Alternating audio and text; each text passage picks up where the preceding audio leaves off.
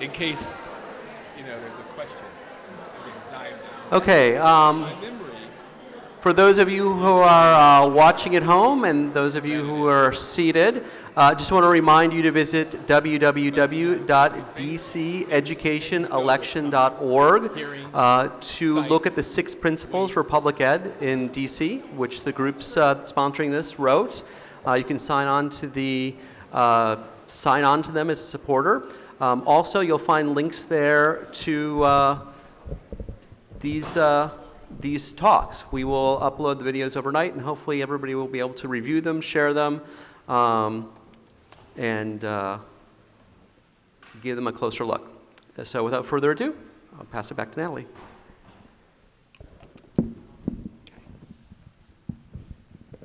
Okay.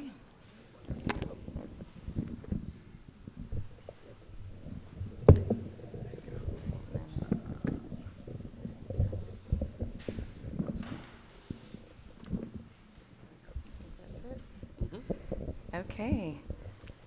Good evening, Councilman. Good evening. So Good evening, everyone. I spoke earlier about being part of that DC family that has had their neighborhood school closed twice, no middle school for several years, and also a lot of doubling down on the charters in our neighborhood as well. And so really looking for, what is the path to having quality, high quality schools in every neighborhood? Are we, is the question specifically around matter of right? Yes, absolutely. Without being subjected to a lottery. Sure. This is an issue, and can everyone hear? Can everyone hear? Is this better? Okay. This is an issue that has, okay, bear with me 1 second. How is that? Is that better? All right. I'm going to let Chris adjust this, and then we'll begin. All right? All right. Look, this is an issue that that is very near and dear to me and where I've spent a good bit of time over the last 22 months, or 21 months as chairman of the Committee on Education.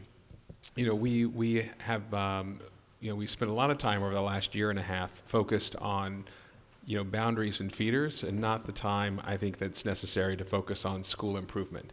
And I don't necessarily suggest that one happens to the exclusion of the other, but we haven't spent time on actually focused on improving neighborhood schools. And so if I might mention just a few items, and how much time do we have to answer questions? Do we have a little bit of time?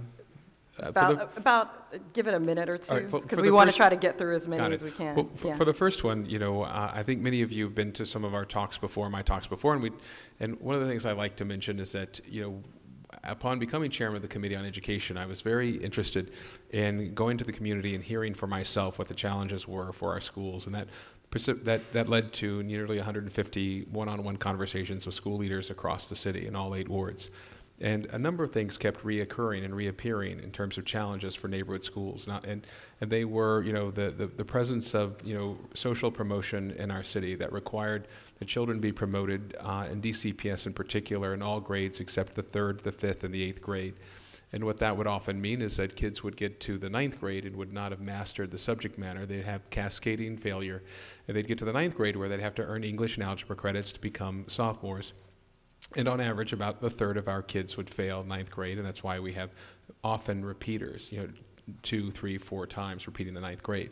That I thought was a huge hindrance. And 2, I thought the absence of an at-risk weight was a huge barrier, especially in the east part of our city where there are concentrations of poverty. And so I use one particular example constantly. I talk about the difference between Stoddard and Stanton. And I joke that Stoddard is a school in Ward 3, and I joke that about a quarter of the families have PhDs, and they're able to raise substantial private funds on top of the regular funds that are afforded to them.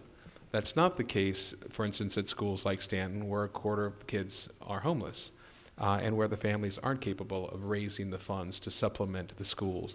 So up until the Fair Funding Bill, which I authored last year, we were funding the schools equally, and I contended that was not fairly, because the schools spend their monies on different things, and ultimately there are different resources available for our affluent schools. So I was proud to have authored the Fair Funding Bill, which adds about $80 million in our city to help principals and faculty develop the interventions that they believe are going to help set those schools up to succeed. And finally, special education. Earlier this month, after nearly a year's worth of effort, we've moving 3 massive special education reform measures, which the advocates think are the most important progress in the history of home rule on the subject. And so this is a really long answer, but I think the way in which we improve schools in East Washington in particular is simply put by improving schools in East Washington. It's removing social promotion, it's the additional resources so we can provide the interventions that we know and evidence suggests will help children, and it's tackling special education. Now, Improvement 2.0 looks different. It's continuing the work we've started, but looking at greater integration between elementary, middle, and high schools in terms of curriculum, organizational development, and programming, and greater equality horizontally. I think we should be able to take a child in the 3rd grade at Stanton, and they should be interchangeable with the 3rd grade at Stoddard in terms of what they're learning and where they are in terms of proficiency, and not just in a testing context, but in terms of mastering the curriculum. And I don't think we're there yet. So where does the charter sector fit into that? Well, the fact of the matter is, we have not had great coordination between DCPS and charters, and this is a system that is unfolding organically, and it's a case of first impression. We don't really have another place in the country where you see this rapid growth of charters, and so we're, for lack of a better term, we're making it up as we go along. And in the last year and a half, I think we've made some progress in terms of coordination with respect to facilities, but we have a long way to go. And given that there's so much mobility between our schools, the absence of a horizontal equity or horizontal equality in terms of where we expect students to be creates a lot of complications. A school, and this school is here on a 3rd grade level, but another school, they're not there. And I think it's just not a good system at the moment. So you mentioned it being an organic and rapid growth of the charter sector, but is it really organic when we approve? We essentially can approve up to 20 new charters that are introduced into this ecosystem every single year. So if you're funding them every year, that's not a natural growth. That's actually a policy decision. Well, what I mean is we don't have any types of restrictions or inhibitions. They are growing. It is a function of how many new schools the Public Charter School Board will approve. And, I guess the biggest issue is, where do you start the coordination between, our DC public school system and our charter schools? And where do you do it when there's not been a lot of trust in this environment? And, in the absence of trust, in the absence of having a leader who will have a vision and convene the stakeholders from a place of trust, what we've had over since the origination of the charter movement in the city is a great deal of distrust, a great deal of insularness, a great deal of trepidation as far as coming into the public square for purposes of planning. One of my bills that I'm pretty proud of is a facilities bill that for the first time required charter schools to provide information about enrollment, requires DCPS to provide information about enrollment, and that might seem kind of strange. But before this facilities bill that I authored this year, we didn't take the census of schools into consideration when we were talking about planning or construction. And that's just completely bizarre. And so we were making decisions for modernization without taking into consideration how many kids were in the schools, which is terribly inefficient. So even in that facilities bill, there was and just correct me if I'm not understanding this right, but it was all of the remaining buildings that are in DCPS's inventory, they would be required to be open and provided to charter schools. Only if they were determined to be surplus, and the mayor retains the right to designate buildings as non-surplus. He retains the right to use them for other city functions. So, one of the issues is that we are, as I was speaking with Ms. Schwartz about this as well, is that we do have too many schools. I mean, we actually were at a historic high for schools. If you look at over the history, at the height of our enrollment, in the mid-1960s, we had 147,000 kids, and we operated 196 schools. And today we now have 85,000 kids, and we operate 213 neighborhood and charter school buildings. And so what is the argument for continuing to open? Like, how do you get to surplus when you're not dealing with the overall as a whole that there's a surplus? Well, you know, but when we think of the size of schools we were thinking about, you know, in years past were these large, you know, schools that were capable of housing hundreds of people. That's hundreds of students. That's not exactly what we're talking about with some of our charter schools. Many of our charter schools, like Apple Tree and others, are pre-K, pre-K3, pre-K4, and these are not mammoth facilities. These are facilities that are more or less aligned with the number of students they have. Now, to be sure, we have a lot of excess capacity, especially in many of our middle schools and our high schools. And I think there's a reason to be optimistic that given the growth of our city and the increased desire for people to stay here when their children reach, especially middle school and high school, that we're going to be able to fill this capacity. I'm not so concerned, to be honest, that we have so much excess capacity, but there are areas where there are a few schools that stand out that I think we have to pay special attention to. A couple come to mind. Johnson Middle School comes to mind in terms of its degree of utilization. Brown Educational Campus comes to mind in terms of its degree of utilization. But I think it's also important to look behind the numbers, and this is where I get really wonky, but you look at for instance, Elliott High, and you may see Elliott High, and you may say, oh gosh, there's a large percentage of currently vacant space. But if you make that snapshot judgment decision, you're not paying attention to the feeder system that is growing right now. And so there is actually, and part of that's a function of when we introduced pre-K 3 and 4, these kids are now coming up through the system. There are actually large classes that are coming, you know, in the year after next and so on. And we will see a different configuration. So part of it is understanding planning is looking beyond today, looking at tomorrow, the next year, and years after. So what is the mechanism to require this planning? So, you know, as it is now, so right now we have 213 neighborhood schools, and I'm sorry, we have 111 neighborhood schools, and we have 112 charter school buildings that are operating. So at what point do we say that we have enough? Well, I got to tell you, you know, I found, you know, in the last 21 months, I've been constantly surprised at just how basic functions did not exist within DCPS, let alone within our charter schools. And so just this year, we have an Office of Planning within DCPS. I mean, I think that should strike us as a little astonishing that, you know, we were making decisions about modernization, we were making decisions about programming without actually having that function within DCPS, which is quite remarkable. And so, I mean, that should give everyone reason to kind of wonder, you know, how much planning can happen across the board when our own DCPS didn't take into account this information. So what is step 2? What does improvement 2.0 look like? It looks like, you know, it looks like having the Deputy Mayor for Education play a greater role in the coordination. But that, I want to re-emphasize, requires trust. You know, the leader of an organization, whether it's the Deputy Mayor or the Mayor, has to have the vision for where they want to see the system go, and they have to have the trust to be able to convene and actually find win-wins. And so, you know, during my chairmanship of this committee, there have been those who are on one particular side of the equation, for instance, public school parents, traditional public school parents, who are very critical of charter schools.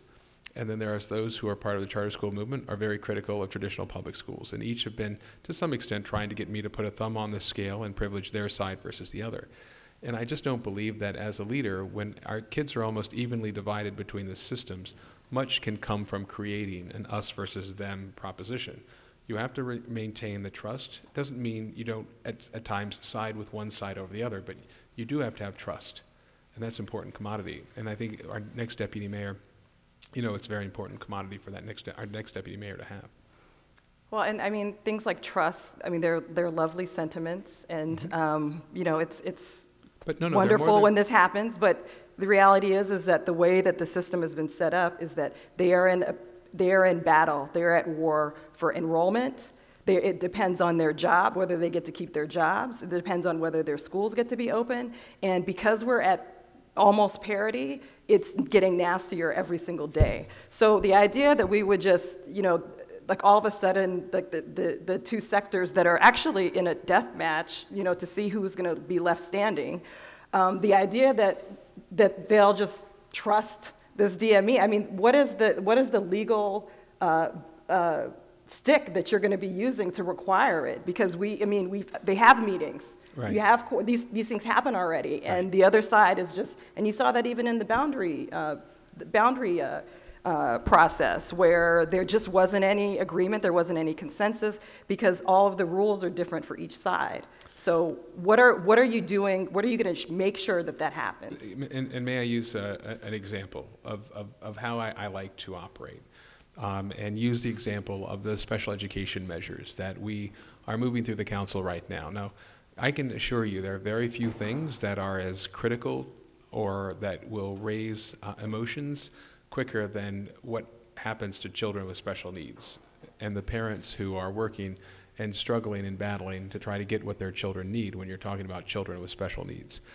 So the way in which I approached this is we invited the Children's Law Center as experts to come help us, to help cast a wide net of individuals to sit down across the table where we could reason with one another and find out honestly what our problems are and how we build solutions. And you don't know from the beginning of the journey how it goes, but you have to cast a pretty wide net. And by the time all was said and done, we had over 500 organizations and individuals who had signed on behalf of the three major proposals. From the mayor, deputy mayor, our local education agencies, DCPS, advocates, and so on. And it doesn't mean we always agree, but having your voice at the table and having an honest broker negotiate, I think, is a way going forward. I can't tell you now, I'm not in the job of mayor at the moment. I'm doing my best from the vantage point that I have, but I think we have to bring the charter school movement as well as DCPS to the table and reason with one another and find out how we can set both systems up to succeed. And one of the first orders of business would be to end the impression that you are giving, which is that this is a death to the end. If we were in a system where the population was shrinking, I would suggest that there might be a basis for that. But we're not. We're a growing city, so there are plenty of students to go around. But let's focus on how we improve both systems. Now, there are some areas where I tell you that our actions don't make a lot of sense, because unless we do something, we are contributing to the devastation of a traditional public school, having not actually done the things we need to set that school up to succeed in the first place. And Brown Educational Campus is a perfect example. We have a very high-performing, high-successful school that's going to be going into the building next door, the former Young School. And having an elementary school newly renovated, next to a school that was not in the queue for a renovation, which has the reputation that Two Rivers has versus Brown, would have meant, I think, almost a death knell for Brown. So that, I don't believe, is a fair scenario at all. And we have to sit down and reason with one another about locations and about where holes exist and how do we improve DCPS. But I don't believe in putting an artificial hold on charter schools while DCPS struggles to improve itself. I think we need to set DCPS on equal footing, and DCPS needs to compete. I don't know that, is it artificial to say that you won't have a blank check on one side and then you won't have the other side reacting to that blank check? So meaning one side automatically has the option of opening schools every year and then the other side does not, basically has to sort of react to that. And and I actually would like for you to address the Harmony situation, because I think that's a sort of good example of what we're talking about and the duplication of efforts that happen. So, you have the STEM campus on T Street, Langley, McKinley Middle and McKinley High School, and then Harmony opens up across the street. So, in theory, everything is growing, but in reality, there are very limited, it's a very limited pool of children that they're pulling from. So they're duplicating efforts and fighting themselves, and there's nothing actually to stop that from happening again and again and again. Well, except that I think, some responsibility rests within our traditional public school system to meet the expectations and demands for parents as well. And, I'll give you, the example of another long-promised commitment to the residents of Ward 7. When Woodson was rebuilt, they were promised that they would have a STEM program. And years later, there was no STEM program. Last year, as part of the committee process, I went and met with the school leadership and the parents and made a decision that I was going to keep the promise that the school system had made. And so we put $120,000, $140,000 for a STEM coordinator to begin the process of organizing it. When do we hold DCPS accountable? And I'm not trying to be unkind to DCPS, but when do we hold them accountable for failure to create the programming and the rigor that's attracting parents? Similarly, I'm very eager to see the expansion of bilingual programs. And why is it that in this city we offer not one bilingual opportunity through traditional public schools east of the Anacostia River? Where 40% of our children live. And so, again, I appreciate there's a lot of frustration, and I'm not trying to diminish individuals' frustrations, but let's figure out a way how we can sit down and reason with one another and maybe take some of this Darwinianness out of it and look for ways to set both systems up to succeed. And I think we can do that.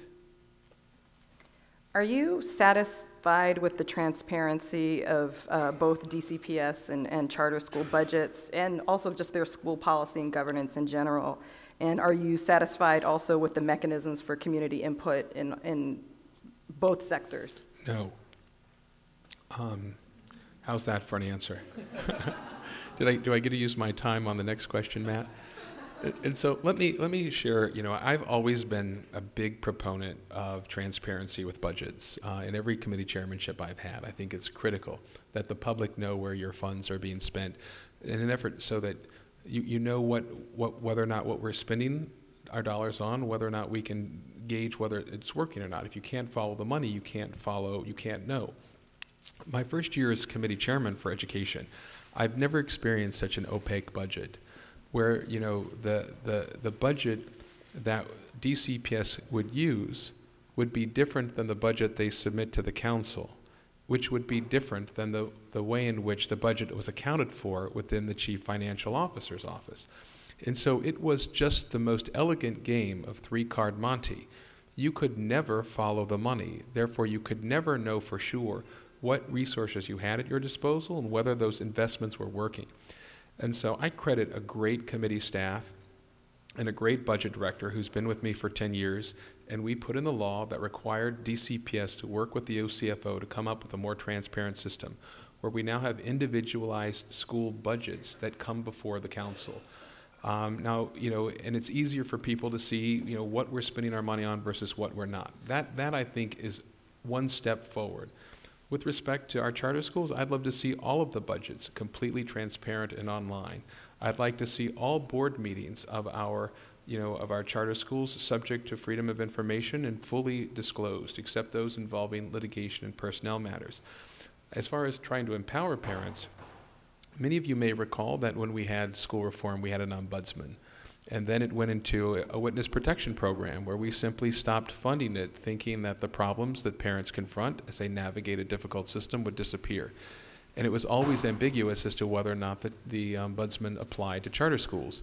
So one of the measures which we've moved through the council over the last year and a half reinvigorates and most importantly funds the office of the ombudsman. And in addition, we added another office called the Office of Student Advocate. And the idea is for the ombudsman to be a neutral arbiter, a place where decisions can be discussed, where hopefully, short of litigation, we can solve problems, where it's a neutral mediator between the system and parents. One of the things, though, we found that some of these items are so complicated, parents don't have a fighting chance before a neutral mediator. So we created the Office of Student Advocate, and we funded both. I believe if I keep a promise, if I make a promise, I keep a promise, and I fund the promise. So we now have a funded ombudsman, we have a funded student advocate, and we have the makings of a system where parents can actually negotiate and navigate. So you said that you would like to see the same level. So you were able to push that through, and actually that was written in your written response so that you can really see the details on how the DCPS budgets are much more transparent. Will you push through a similar legislation or by executive action similarly on the charter side so that we can have that level of granular detail and open meetings laws and all of that? Yeah, absolutely. And, and Natalie, I think it bears repeating that when I first became chairman of the Committee on Education, it came to my attention that our public charter school board had never met with our state board of education, which is really quite strange. And so individuals are making decisions and impacting state policy, but they had not the foggiest idea of who each other was. So I think going forward, when I win this election, I intend to make sure that individuals making policy affecting our children are not strangers for one another. And that is the first step towards cooperation and mutual understanding. Have we gotten the amount of standardized testing that we do and the stakes that we attach to them for teachers, for schools, and for communities? Have we gotten that right? No. And I said so in the Focused Student Achievement Act. One of the aspects of that bill, in addition to ending social promotion and with a greater focus on early intervention and early detection of individuals and students who are not on grade level, was the requirement that each local education agency post to, number one, establish policies on how much time would be devoted to testing, and to post those policies so parents would be made available. Because I hope that will shame some of our local education agencies when you can see how much time is being spent in some versus the other to curb the practice. I believe our tests should be more additive as opposed to the way we test now. I've been convinced by many of you in this room that if you are a sixth grade teacher who is dealing with the consequences of years of social promotion, and students are showing up, which they often do in East Washington, on a second grade math level and a third grade reading level, you can't possibly be expected to have them all on the seventh grade level by the end of your tenure. And yet you are judged based on, and your impact scores you are evaluated in part based on whether or not the students are on grade level when they came to you 3 and 4 years behind. An additive system allows you to see how much progress was made by individual students under individual teachers, and it gives you a greater understanding, ability to see what's working and what's not. I think this country went a little bonkers, and that is a technical term. Went a little bonkers with respect to testing, and it has crowded out some of the things which make learning exciting, crowded out the humanities and history and art, and it crowded out the things that I think are important components of education. Now, I agree that we should have some audit functions of testing, but we have gone too far. And another thing, if I might, we manipulate the data, and people in positions of authority manipulate the data to make points that they want to see made. And so every year since school reform began, we've seen these championing of school improvement because of an increased proficiency rate. And nowhere is that more evidence than the editorial page of our major newspaper, who champions every increase as if to validate the school reform movement. And I don't want to suggest we haven't made improvements, but there's a lot of evidence that suggests when you start looking demographically that that socioeconomically our gap has increased, and that the races are more or less testing where they were when school reform started, but we happen to have a reconfigured demographic in our city with many more individuals who are affluent in our school systems taking tests, and that accounts for the increase in test scores. So I think we just have to be careful. Yeah, and also I would think that another question around testing accountability is just who's in the building, because there is so much mobility in our system. Correct. Somebody could start in pre-K and in the neighborhood school, and then they could go to kindergarten and in a charter school, and then they can go back into the DCPS system. And so who gets credit or blame for all of that when they're sort of moving in and out of the system? So and that's not only, but it's also individuals who may be learning English as a second language. It's individuals with special needs that we're requiring to submit to these standardized tests. And you can see kids who have special needs where the pressure is being placed upon them to perform in ways that I think are abusive. And so because of this, just sort of continuing the line around the mobility, and we have thousands of kids that are transferring during the middle of the year for a variety of reasons. Some choose to leave, some don't choose to leave. Some people have disciplinary challenges. Some people are dealing with poverty. Maybe they might be moving. And one of the interesting things that came out of this mobility study by OSSI was that nobody knew where the kids were going. And so, what would you do as mayor to make sure that just to track every child to make sure that they are, regardless of where they're going throughout the system, because the chances are they're going to be moving in and out of different buildings as well, that regardless of what happened, that we're going to capture that investment and make sure that we see them all the way through to the end. Well, and Natalie, that's an especially important question when you're talking about vulnerable children. So, I mean, on one level, we're very interested to see where kids are going because we can track and see, where success or failure might have had with individual children. But when you're talking about homeless children in particular, this is especially important because what happens very frequently is that when a child leaves a school and just hasn't appeared for a couple of weeks, the school will make the assumption that the child has transferred, not that the child is completely out of school. You follow what I'm saying? Yes. And so, that's a concern, and it's especially a concern, for children who are homeless, and often the school will make the assumption, well, they're homeless and they've not been here, therefore they must be enrolled someplace else. But there are huge gaps in education that are occurring, and these children are in harm's way.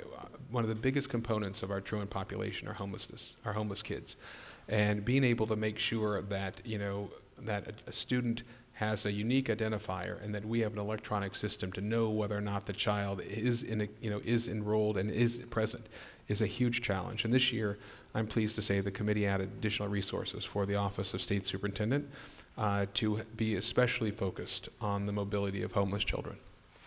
Okay, all right. I think we're ready for questions from the audience. I commend you for being able to stare into these lights. Do you believe that DC, and we'll try it, I'm going to try to get through as many of these as we can. Do you believe that DC should fund approved for-profit charter schools? And the second part of that question is, do you believe that salaries should be capped for senior managers at charter schools? Well, I think we've definitely seen illustrations of abuse, both within schools and also the management companies that support them. What I definitely support is the public disclosure of all salaries, not only for the leadership, but also for members of management companies that might be involved. So full, complete transparency and disclosure, I absolutely do. I don't know what a good salary, I don't know what the right salary is, and as chairman of the Committee on Education, I've been uncomfortable by putting that number out there because what I think, a top executive at a high-performing school might be worth, you might disagree. I think public disclosure is important, definitely I do believe there have been excesses. As far as the for-profit versus the non-profit, I'm uncomfortable with for-profit, the notion of for-profit charter schools. I am uncomfortable with that. Okay. Do you support the charter referendum lawsuit? So I think, and this is the issue of equal funding. Yeah. I think this is where it makes sense to step back and have the application of common sense. I think that there are certain embedded costs that DCPS has that charter schools don't. So they're making it absolutely equal is not necessarily something I would support. For instance, there are pension costs that are embedded within DCPS that if you try to make them equal with charter schools, that doesn't make any sense. Similarly, DCPS has some inherent responsibilities as matter of right schools, as schools where you have to accept the children. And I think as a result, we have historically given additional resources to DCPS to accommodate that mobility. And so those are two areas in particular where I don't think it's necessarily right to demand exact equality in financing. At the same time, I think the charter schools have a case to be made that they're not being treated fairly with respect to facilities. And I wish we had more trust in our system so that we could fund children pursuant to what children need in an educational environment rather than these rote numbers that don't always work, because what might work financially from a facilities perspective in one community is very different than another. And if you make it absolutely equal, you're going to shortchange kids in one community. Would you support the creation of an independent agency like the New York Independent Budget Office, modeled on the Congressional Budget Office, that would use data and evidence to inform education and other policies? Well, candidly, that's the responsibility of OSSE, and I would like to see OSSE fulfill that responsibility.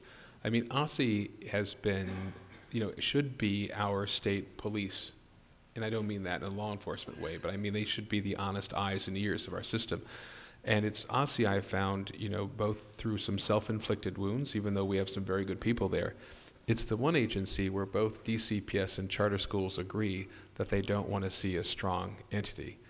OSSE, for DCPS, is not eager to have a strong OSSE because DCPS doesn't want to be called out when it's failing to police its own schools. There's there's zero likelihood that OSSE will ever step forward and require anything approaching accountability with a DCPS school as we're presently organized. Similarly, the charter schools, view OSSE as a compliance machine as it is currently configured and not an entity that's adding value. And so they see an OSSE, an empowered OSSE, as simply another entity to make, data requests. So I think improving our Office of State Superintendent and giving them the support and direct access to the mayor, which they presently don't have, is indispensable. Do they need more power to do what they need to do to be the cop? I think they need more support. I think power is one thing, support is another. The legal authority is there. Whether there's the will to enforce it depends very much on who the mayor is. Do you realize that if we require students to be on or above grade level, then in many schools, 80 or 90% of students would have to be held back? Yes. And so why is that? And I mean, and this is where, and I apologize, these lights are a little strange. So I'm not avoiding the crowd, it's a little bit of a glare. So I'm going to, if you'll bear with me. Our public school system is a reflection of our core community values, or it should be. And we need to hold a mirror up to ourselves and ask exactly what's going on. Either we have values that say children in many parts of the city don't matter and we don't care what happens to them, even though we'll say it, which makes us hypocrites, or our government isn't delivering on the values that we have. We either believe that every child in every neighborhood should have an opportunity to succeed without exception, or we don't. All right, I happen to believe this city believes in equality of opportunity and fairness, and we believe in playing by the rules. Our government has simply dropped the ball in the execution. So if we believe those things, what do we do? All right, and I want to get to this point because it's important. I am keenly aware, having been in nearly 150 of our schools, that we have very different achievement. It has been acceptable and permitted for portions of our city to be far, far behind grade level, and where failure exists and we do nothing about it, which must mean we condone it. We are condoning through our inaction the unforgivable. So, yes, I realize that social promotion, the lack of resources, a failed special education system, social promotion, all of the things have conspired to put kids not on grade level. So what do we do about it? You have to stop the madness at some point.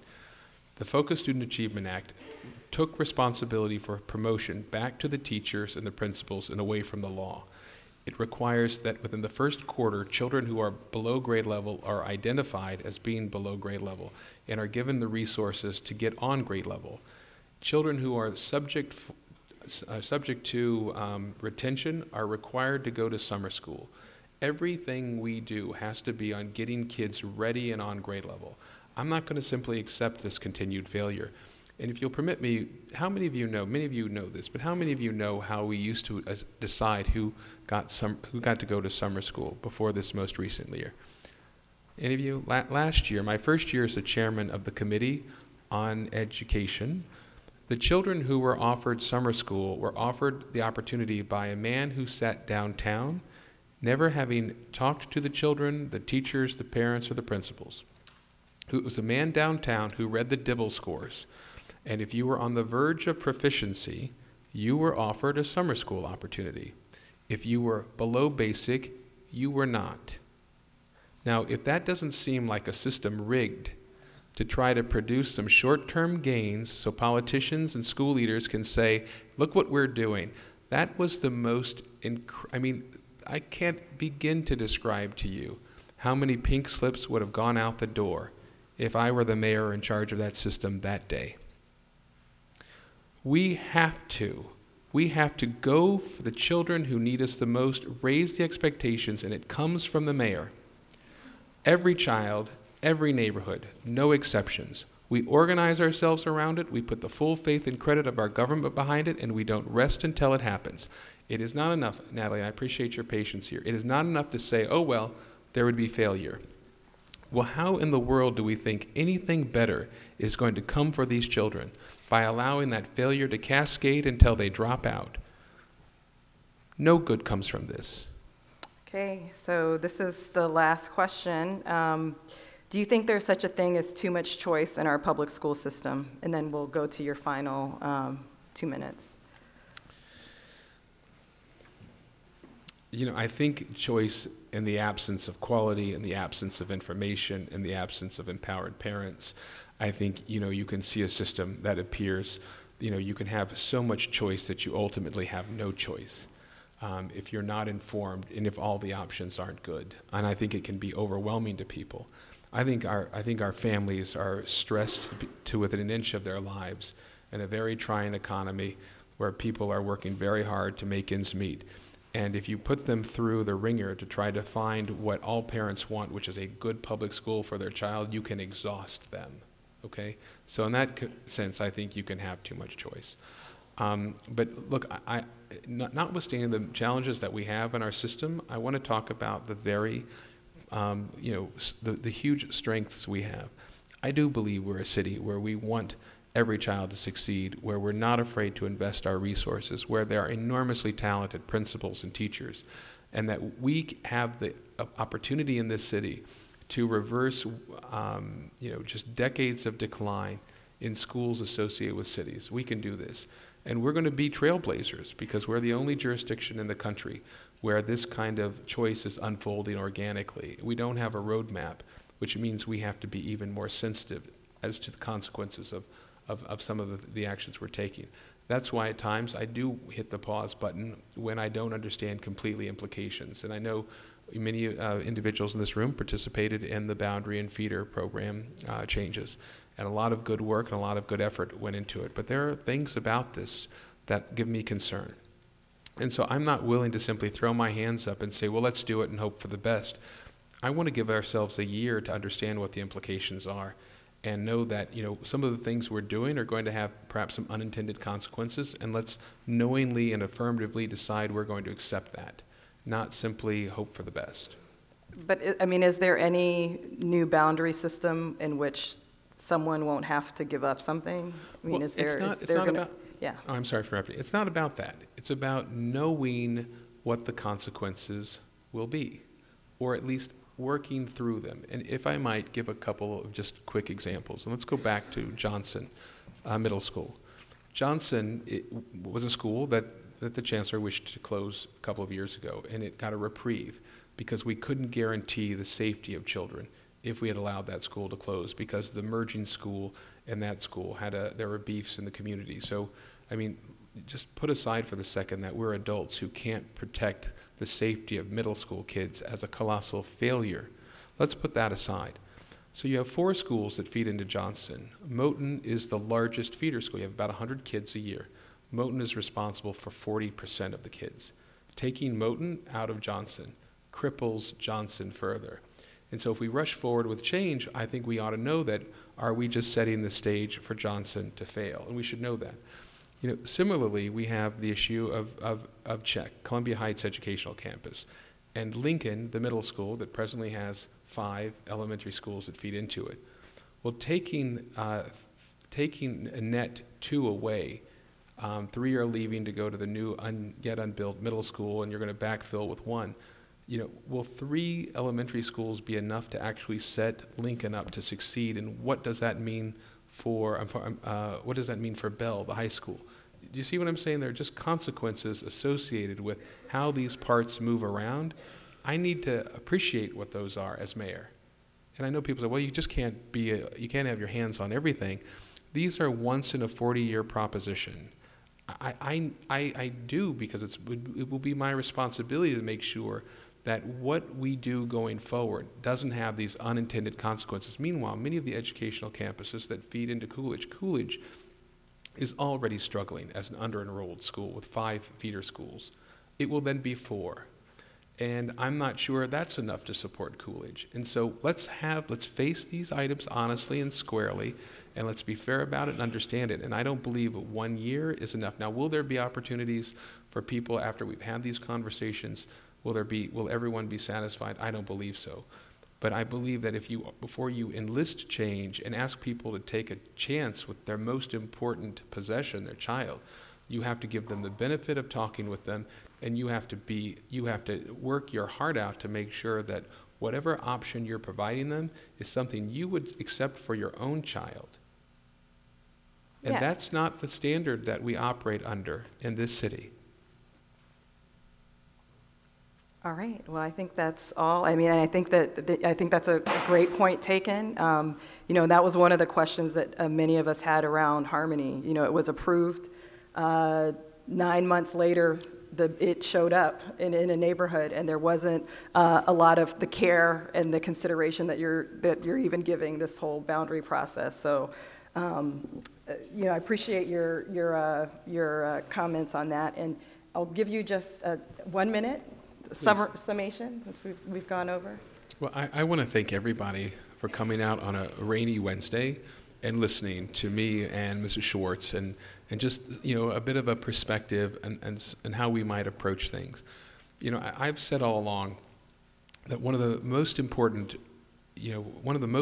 things our city can do to achieve our true greatness is to tackle public education in an honest and forthright way. And we all have our own stories. I'm sitting here today because I got a great public education. And that legacy of a great public education, notwithstanding the fact that my mother, you know, who raised me by herself, didn't graduate from the 10th grade. This was a country where if you had the chance with a great public school system where you played by the rules, worked hard, and if the system was fair, you could succeed. In the absence of that, we are going to continue to have the division and cynicism in our city. And the only way, I mean, trust me, I mean, I get this rap all the time that, you know, how are you going to make this happen? And, you know, and how are you going to bring people together? I'll bring people together the way I have for 17 years. But it will be around an overarching notion. And that is, we will not accept anything better than the best. That's what we want. That's what our kids deserve. That's what our nation's capital should represent. If I'm elected, I'm going to work my heart out to bring people to the table, and we are going to move this needle.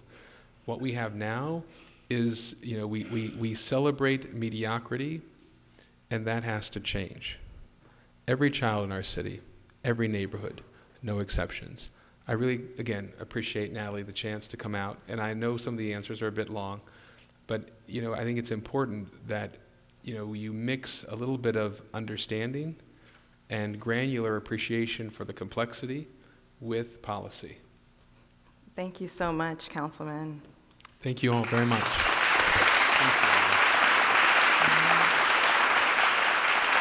Okay. And thank you. Can I ask the organizers a question? Stand by 1 moment. I'm just going to thank the facility again, and not quite, because I mean, my phone died, but I do think that the last message was that Muriel was going to be on her way, so don't leave yet. okay. So I guess we'll take 5, everybody. Thanks again, Councilmember Catania and our moderator, and we'll see what is happening. Thank you. I'll come talk to you.